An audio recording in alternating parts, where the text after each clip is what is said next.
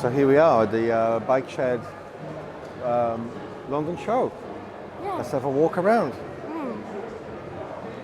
Which way are we going to go? Let's go here.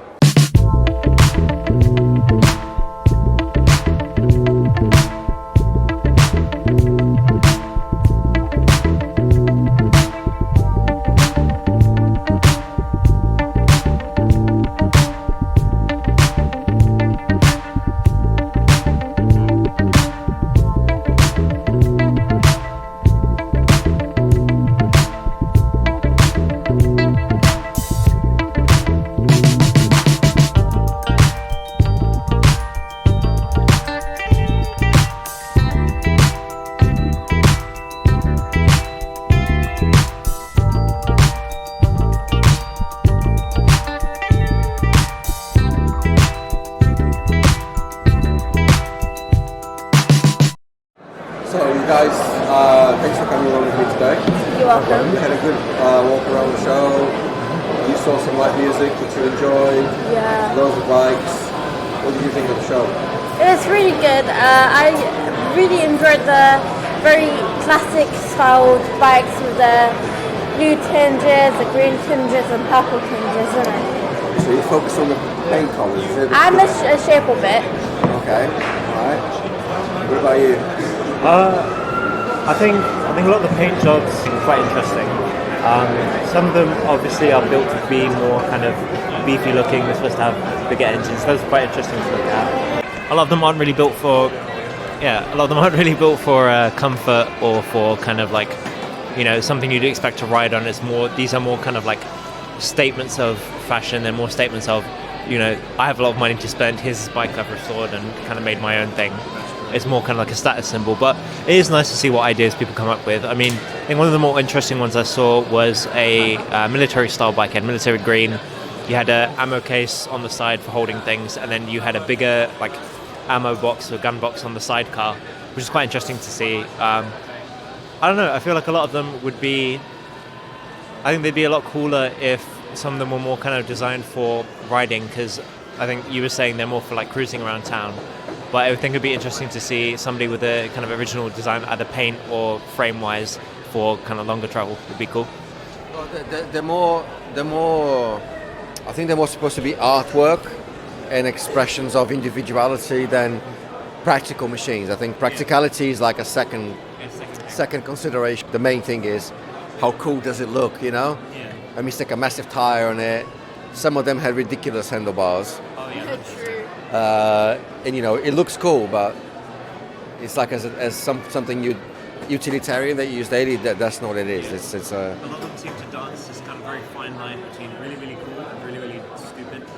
Like the handlebar placement and stuff. that's you making a general statement about art at this moment. I think it's not. To each their own. Art is something different to everybody, but I don't know. It feels like I don't know, because at the end of the day, they are still supposed to be they're supposed to be bikes of a kind. Yeah. I do think it's kind of strange to focus so much on the art that you lose the fact that it's a bike, because a lot of the more interesting ones, in my opinion, are the ones where they haven't done too much to it. They haven't slapped logos all over it. It's more literally that just expression of self. Like there was one I saw, it had the Phoenix design on the fuel tank. Then you actually look at the rest of the bike as well, and things are organized kind of like neatly. The stuff looks like it works together, whereas a lot of the other bikes, they're more just on like, how much eye attention can I grab?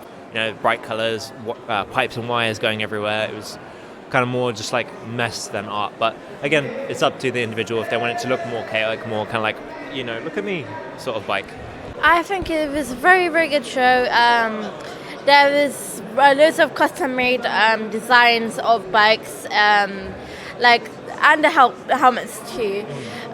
Some were really, really nice designs. Like, remember the orange one? We saw the very, very weird orange with the stripes. With the stripes and the sparkly paint. Yeah. Oh, okay, yeah. And some of them had these really interesting seats. Okay. That was like very old style, and one of the ones I really liked was the You like so many of them. I can't remember. Yeah, I can't remember. the purple one, yeah. Okay, The the way they had the Italian flag colours stitched on top of the seat. The Guzzi, yeah. And I also liked one of the very, very classic shaped and classic bikes, which had a very nice blue tinge on it. And the one I liked the most was the Ducati. I find it interesting that there was quite a lot of families as well, small kids and stuff. How did you find that? I think it's interesting to see that there are a lot of kind of younger kids who are more interested in bikes, more interested in the kind of like design aspect of it. I think it was really cool to see. It was a little brother, a little sister, and they were kind of just like running up to bikes, and you could see their kind of eyes like go really, really wide. They're like, "Oh, mum, dad, look at the colours! You know, look at the weird handles." And then you go kind of seeing the reaction of the parents as well, kind of like appreciating the bike more again as art than as something to ride on, like you were saying earlier. I think one of the ones that caught my eye the most is there was this silver bike with gold attachments, like on the brake handles and on the kind of engine, and it was kind of small and spindly, but it wasn't spindly to the point where you think it's going to break. You know, it's sleek, it's kind of minimalistic, but it's nice. You know, you can appreciate the bike for what it is. You can see the engine kind of sat in the cage of the frame. I think it's really, really cool. I think it's really nice here. They've got a kind of like a nice open space. It's easy to kind of when you're walking about, if something catches your attention, obviously through like the glass panels, you can just kind of make your way in and out like we did. We went quite a nice loop of the place, and you kind of see everything is kind of fits.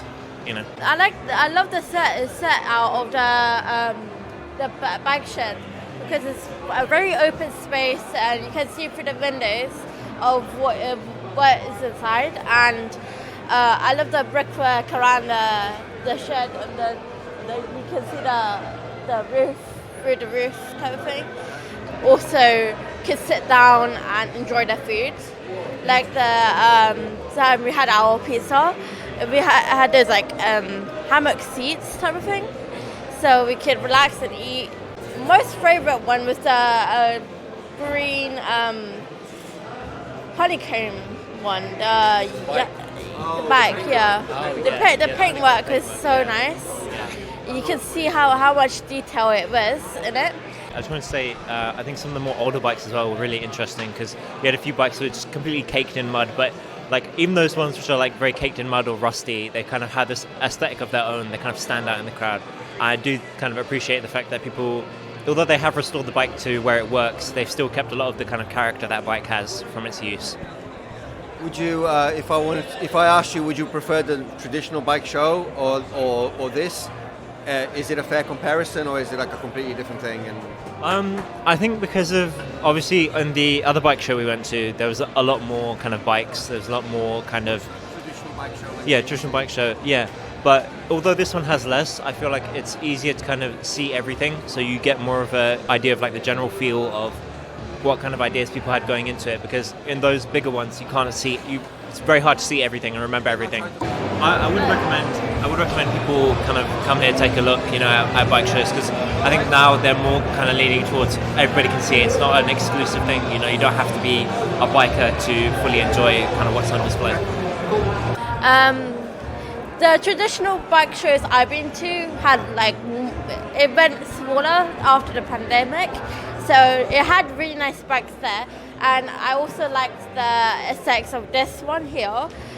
Because we got to see different styles, like very blingy ones, and and all these types of very old style, custom made ones, and we also got to see very, very different styles of bikes some people are more into, and we also got these armbands to show that we've been to it. Wristbands.